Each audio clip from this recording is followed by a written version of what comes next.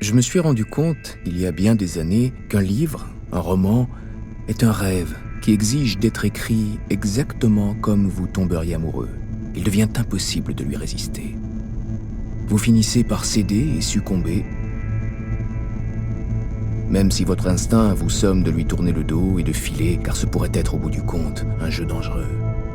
Quelqu'un pourrait être blessé. Pour certains, les premières idées, les premières images, les turbulences initiales peuvent pousser l'écrivain à plonger dans le monde du roman, dans son charme et son rêve, ses secrets.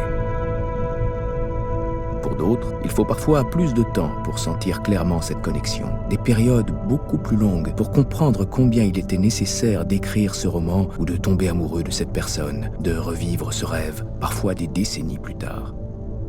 La dernière fois que j'ai songé à écrire ce livre, ce rêve singulier, et raconter cette version de l'histoire, celle que vous lisez, celle que vous commencez à découvrir, c'était il y a près de 20 ans, quand je pensais être capable de révéler ce qui nous était arrivé, à moi et à quelques amis, au début de notre dernière année de lycée à Buckley, en 1981. Nous étions des adolescents, des enfants vaguement raffinés, qui ignoraient tout des rouages du monde. Si nous en avions une certaine expérience, leur sens nous échappait. Du moins jusqu'au moment où quelque chose s'est produit qui nous a propulsés, expulsés vers un état de conscience exalté.